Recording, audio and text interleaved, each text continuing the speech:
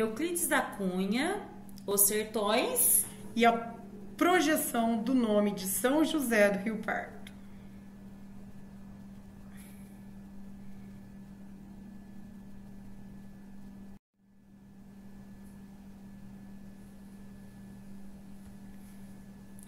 Euclides da Cunha defendia o regime de governo republicano para o Brasil. Depois da República ter sido oficialmente proclamada no Brasil, Euclides voltou para a escola militar, formou-se engenheiro militar.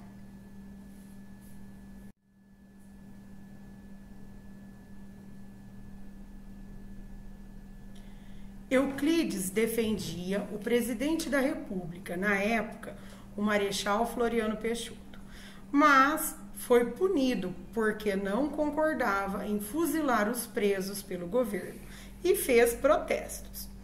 Desencantado com a República e seus líderes, Euclides da Cunha abandonou a carreira militar e foi efetivado na Superintendência de Obras Públicas do Estado de São Paulo, como engenheiro ajudante de primeira classe no ano de 1896.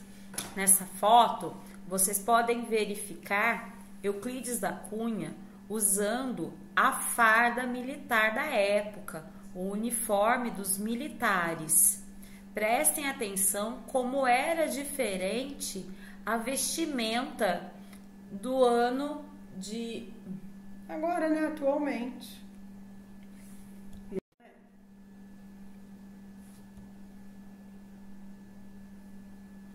Euclides da Cunha veio para trabalhar em nossa cidade, para acompanhar de perto a reconstrução da ponte metálica, que havia desmoronado, já que o primeiro engenheiro que acompanhou a primeira construção era seu subordinado.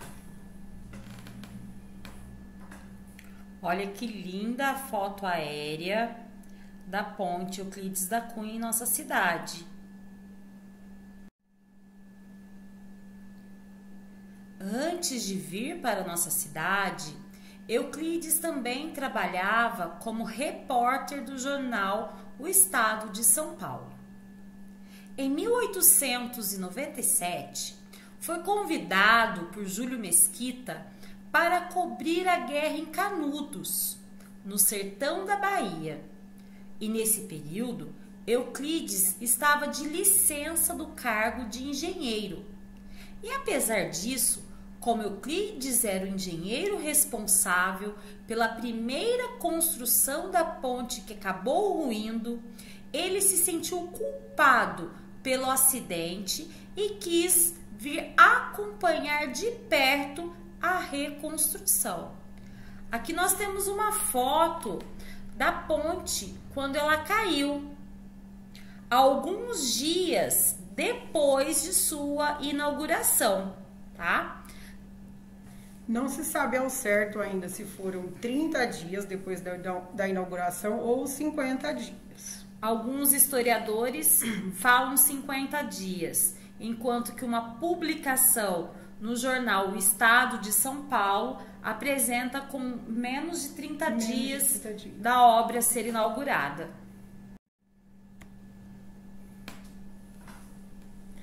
No início da história da nossa cidade, não havia ponte sobre o Rio Pardo e foi necessário construir uma ponte para transportar as sacas de café, que na época era o ouro verde da nossa cidade. O transporte das sacas do café era feito através de balsa, uma balsa improvisada sobre tambores. Nós podemos observar aqui a mata ciliar do Rio Pardo atualmente. Essa mata ciliar hoje, em alguns lugares, já não está preservada. Lembrando da importância de nós termos a mata nas margens do rio, para não causar o assoreamento.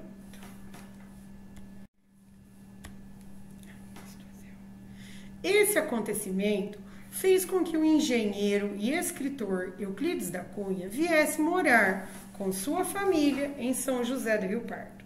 Moravam na rua 13 de Maio, na casa onde hoje fica localizada a Casa de Cultura Euclides da Cunha, para a reconstrução da ponte. E aqui viveu durante 3 anos. Aqui nós temos a foto da Casa Euclidiana em 1898, onde ele morou até 1901. E nessa casa houve o nascimento do terceiro e caçula filho dele, o Manuel Afonso. Hoje em dia, na Semana Euclidiana, ainda vem descendentes de Manuel Afonso para participar do movimento euclidiano. E aqui nós temos a foto da atual Casa Euclidiana. Essa foto é a atual, tá? Dá para ver que tem um prédio, olha os fios de energia, de telefone. Mas é a mesma casa onde residiu Euclides da Cunha e a família dele. Enquanto reconstruía a ponte, Euclides escreveu seu livro Os Sertões, que retrata a Guerra de Canudos. Aqui nós temos a cabana de zinco. Essa cabana de zinco é onde ficava os materiais para a construção da ponte. E também onde Euclides tinha uma escrivaninha, um pequeno móvel para fazer as suas anotações. E grande parte do livro Os Sertões, cerca de 80% dele, foi escrito aí. Essa é a parte interna da cabana de zinco.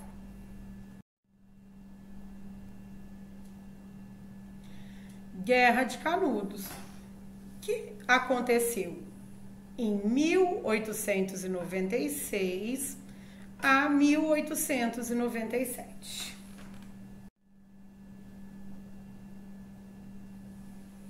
Mas, professora Sabrina, o que foi a Guerra de Canudos? Boa pergunta, professora Danila. A Guerra de Canudos foi um conflito armado que envolveu o Exército Brasileiro e membros da comunidade socio-religiosa, liderada por Antônio Conselheiro, em Canudos, no interior do estado da Bahia. Os confrontos ocorreram entre 1896 e 1897, com a destruição da comunidade e a morte da maior parte dos 25 mil habitantes de Canudos. A região, historicamente caracterizada por latifúndios improdutivos. Latifúndios aqui a gente pode entender como fazendas, grandes propriedades rurais, grandes fazendas, mas que não produziam.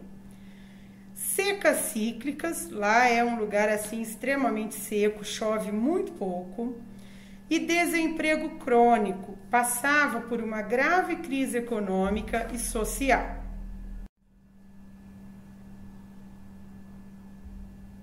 Aqui nós temos uma pintura de Canudos antes da guerra. O pintor, nós não conseguimos visualizar o autor, tá? Quem pintou esse quadro. Mas assim era Canudos, olha só. Tinha a igreja, uma outra construção. Olha as casas, eram 25 mil habitantes antes da guerra. Os fazendeiros da região, unindo-se à igreja, iniciaram um forte grupo de pressão junto à República recém-instaurada, pedindo que fossem tomadas providências contra Antônio Conselheiro e seus seguidores. Aqui nós temos uma foto, de barba, cabelos longos, era Antônio com cajado, é Antônio Conselheiro. E essas pessoas ao redor eram seus seguidores. Criaram-se rumores de que Canudos se armava para atacar cidades vizinhas e partir em direção à capital para depor o governo republicano e instalar a monarquia. Apesar de não haver nenhuma prova para esses rumores, o exército foi mandado para Canudos. Aqui nós temos, isso também é um quadro, o pintor, né, o Otoniel. Este quadro, ele está lá na casa euclidiana. Otoniel, ele fez toda a obra, ele pintou o livro Os Sertões em telas. Então, se vocês visualizarem as telas do Otoniel em ordem, dá para entender, através das imagens, o livro Os Sertões. Então, nós temos esse de camisa branca, é um sertanejo, e esses de calça vermelha e casaco azul eram os militares da época, tá? Bom, 3 expedições militares contra Canudos saíram derrotadas. Por quê? Porque as roupas usadas pelos militares eram inadequadas para se disfarçarem naquele ambiente seco e muito quente. As roupas dos militares eram de tecido de lã e bem coloridas, o que facilitava serem vistos pelos sertanejos e serem facilmente atacados. Aqui nós temos uma farda militar da época. Essa farda militar, ela se encontra na casa euclidiana. Então dá para vocês perceberem que eram roupas de lã no calor do sertão do Nordeste. É um clima assim muito árido, é um clima seco, muito quente. Imagino, e assim, era difícil de se camuflarem na mata, né? Imagine o calor que esses militares não passaram. Exato. O calor do ambiente e o calor da roupa. Em contrapartida, as roupas usadas pelos sertanejos praticamente servia para camuflá-los naquele ambiente.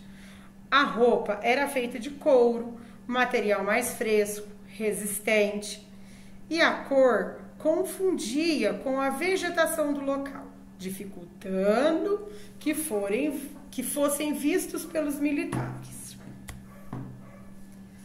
Aqui nós já temos a roupa do sertanejo, que era uma roupa mais leve, a cor ele ficava camuflado na caatinga, era de couro. Não os machucava com os espinhos. Então, quem saiu na frente aqui foram os sertanejos.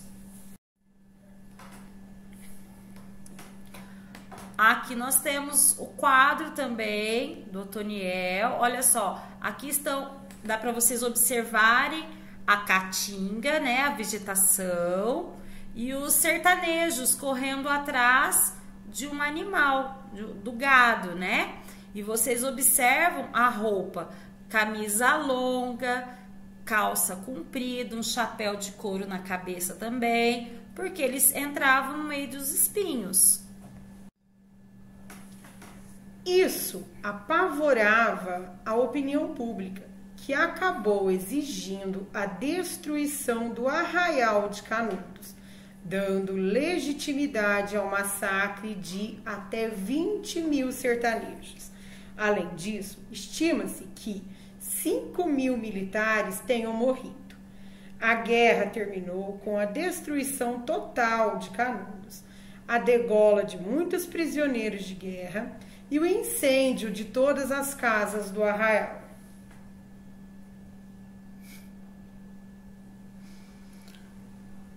Aqui é mais uma foto do Arraial de Canudos, que fica na Bahia.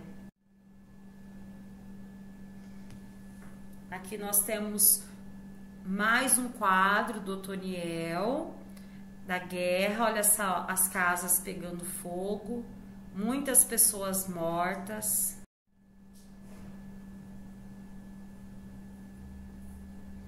A guerra terminou com a destruição total de Canudos, a degola de muitos prisioneiros e o incêndio de todas as casas do arraial.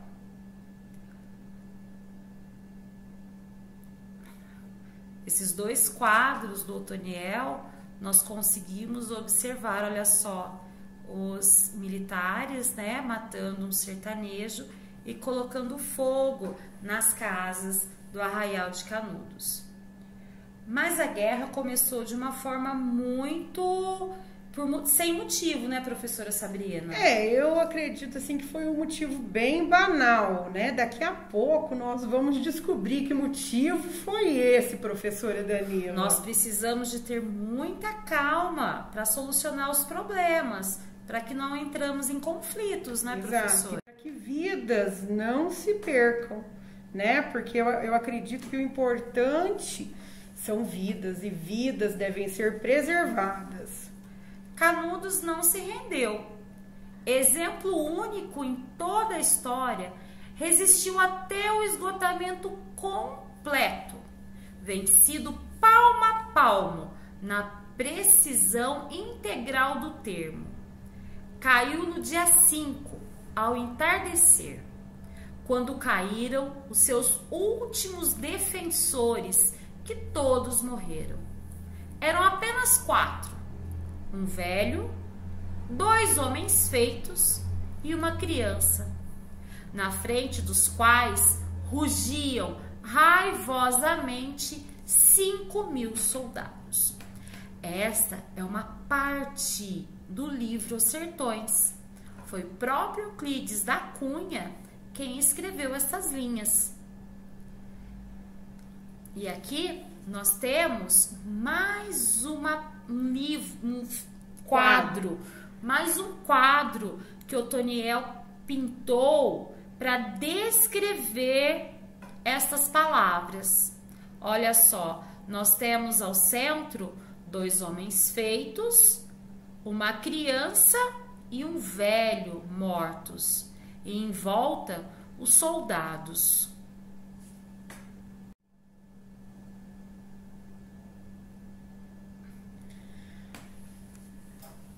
A gente falou bastante, né, professora Danila, do Antônio Conselheiro e tudo, mas quem foi Antônio Conselheiro em Canudos?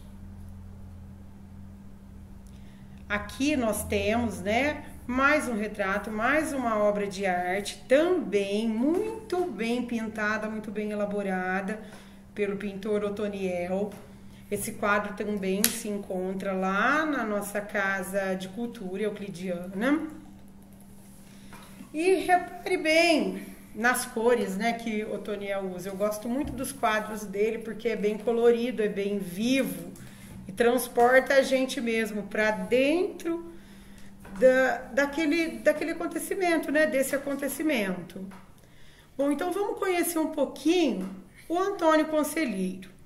Antônio Vicente Mendes Maciel, apelidado de Antônio Conselheiro. Nasceu em Quixeramobim, no Ceará, em 13 de março de 1830, de tradicional família que vivia nos sertões entre sua terra natal e Boa Viagem. Foi comerciante, professor e advogado prático. Bom, consta assim que ele não era diplomado como advogado, ele não tinha diploma de direito, mas ele advogava. Nos sertões de Ipu e Sobral. Após a sua esposa tê-lo abandonado em favor de um sargento da força pública, passou a vagar pelos sertões em uma andança de 25 anos. Chegou a Canudos em 1893, tornando-se líder do arraial e atraindo milhares de pessoas. Acreditava que a República, recém-implantada no país, era a materialização do reino do anticristo na Terra, uma vez que o governo eleito seria uma profanação da autoridade da Igreja Católica para legitimar os governantes. A cobrança de impostos efetuadas de forma violenta, a celebração do casamento civil e a separação entre igreja e Estado eram provas cabais da proximidade do fim do mundo. Isso na visão, tá, do Antônio Conselheiro. A gente tem que tomar muito cuidado, né, com o que está escrito, né, aqui, e saber entender. Isso aqui era na visão do Antônio Conselheiro, tá joia?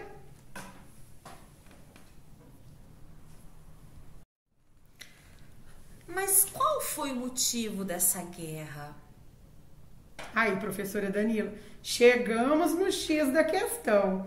Qual será que foi esse motivo? Será que foi um motivo muito sério? Aqui nós temos mais uma vez o quadro do Otoniel, que se encontra lá na Casa Euclidiana. Faça um passeio até a Casa Euclidiana para vocês conhecerem. Lá tem monitores que acompanham o passeio e explicam direitinho, passo a passo, tudo o que tem lá na Casa Euclidiana. Bem, mas voltando ao motivo da guerra, professora Sabrina, nós sabemos que tudo começou em outubro de 1896. Ocorre um episódio que desencadeia a guerra. Antônio Conselheiro havia encomendado uma remessa de madeira vinda de Juazeiro para a construção da igreja nova. Mas a madeira não foi entregue, apesar de ter sido paga. Ó o motivo.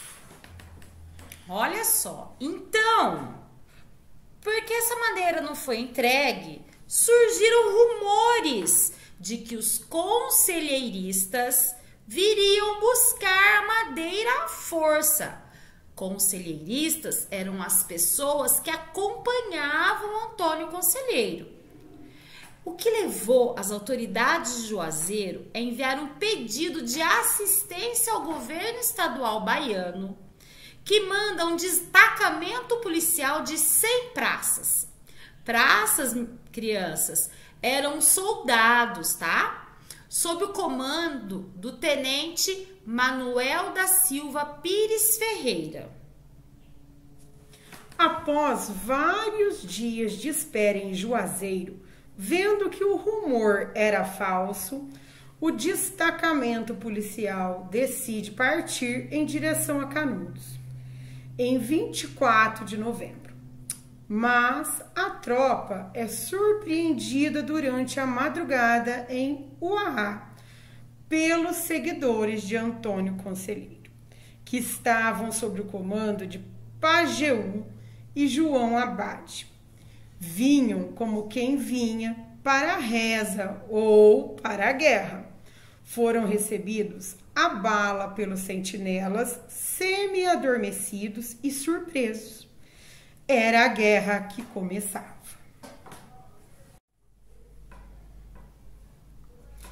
Vamos falar, professora Sabrina, um pouquinho então da relação de Euclides da Cunha, os Sertões e São José do Rio Pardo? Vamos, professora Danila, vamos falar assim desse trio. Euclides da Cunha viu de perto os horrores dessa guerra e mandava suas reportagens para o jornal através do telégrafo, um meio de comunicação da época. E ele tinha muitos registros de tudo que acontecia, em um documento, como se fosse um diário. Aqui nós temos mais um quadro que se encontra na Casa Euclidiana, de Euclides da Cunha, com a sua caderneta, né? Escrevendo embaixo de um juazeiro. Parece ser uma árvore juazeiro. Uma curiosidade. Euclides da Cunha, ele tinha 2 cadernetas. Um caderno de campo e uma caderneta que ele escrevia escondido. Tinha o material que ele mandava para o jornal e o material que ele escrevia, porque antigamente existia censura. Tá? Então, nem tudo o que Euclides da Cunha escrevia podia ser escrito devido à censura. Então, esse material que ele escrevia às escondidas foi o que ele trouxe para São José do Rio Pardo. Exato, que aí ele escreveu, né, no famoso livro dele que nós vamos falar daqui a pouquinho.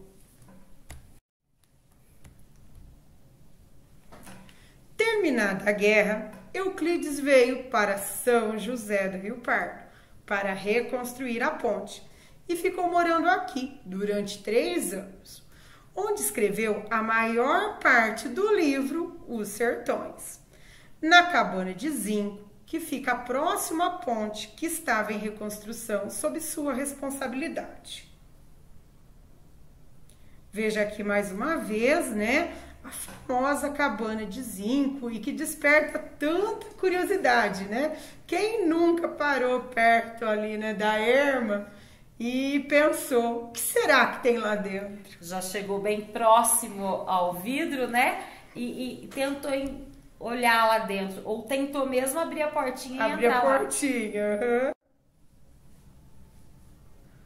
O livro Os Sertões de Euclides da Cunha retrata a Guerra de Canudos, no sertão da Bahia, e também traz assuntos muito sérios e atuais, como sociedade, religião, política, economia, natureza, violência, trabalho, modo de vida do sertanejo e suas dificuldades para sobreviver em um ambiente seco e muito quente. Peço desculpa aí para vocês que aqui saiu a letra A, no uma ao invés de um. Aqui nós temos, lá na Casa Euclidiana, também aparece as várias versões as várias edições do livro Os Sertões. Aqui nós temos uma publicação que foi lançada nos Estados Unidos no ano de 1944. Uma edição que foi lançada na Suécia em 1945. Essa daqui, ela foi traduzido para o chinês, né, em 1959. E aqui uma tradução para o português de Portugal em 1983. Existem mais de 25 línguas diferentes que o livro Os Sertões foi traduzido.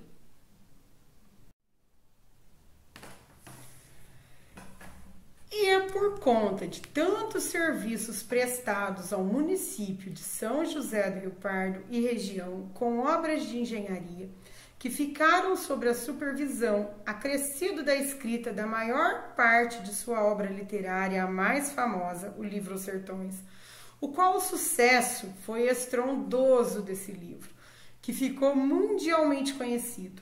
E assim, junto com o nome e a obra de Euclides da Cunha, o nome de São José do Rio Pardo foi projetado também. E aqui nós terminamos o assunto, né, que é a projeção do nome de São José do Rio Pardo ao mundo. Se não fosse Euclides da Cunha, talvez o mundo não conhecesse o nome do nosso município, município. Um pouquinho da nossa história. E aqui então nós temos uma foto que mostra parte da nossa cidade.